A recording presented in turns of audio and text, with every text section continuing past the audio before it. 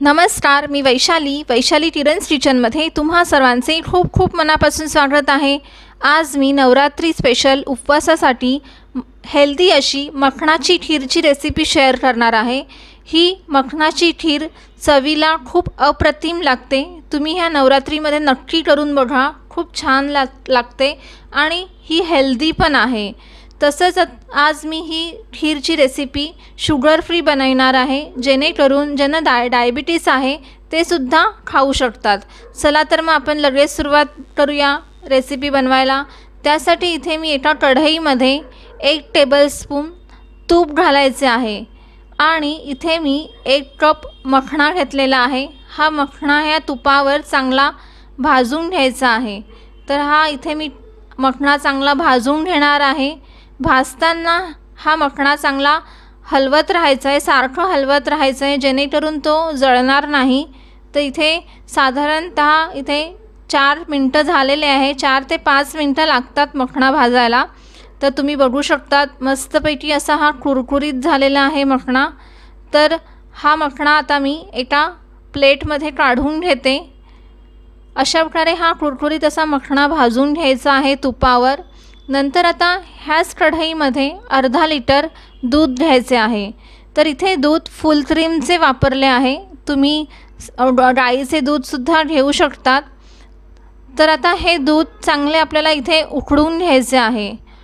उकळताना हे सारखे मध्ये हलवत राहायचं आहे, जेणेकरून दूध हे खालती लागणार नाही।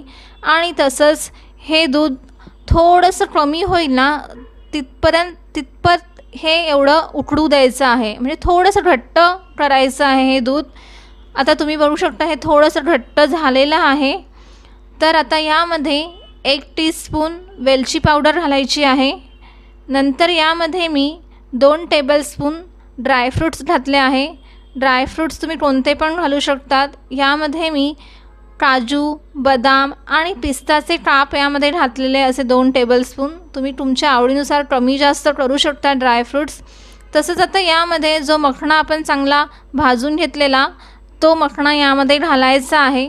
तसंच आता इथे मी 2 चमचे मी शुगर फ्री पावडर घालणार आहे। तर इथे ही नेचरची शुगर फ्री पावडर मी इथे वापरली आहे आणि ही इथे मी 2 चमचे यामध्ये घालणार आहे। तुम्हाला डायबिटीज काही नसेल तर तुम्ही यामध्ये साखर घालू शकतात, तुमच्या आवडीनुसार कमी जास्त गोड करू शकतात, ह्यामध्ये साखरेचं प्रमाण टाकू शकतात। तर आता हे चांगलं मिक्स करून ही चांगली खीर उकळू द्यायची आहे।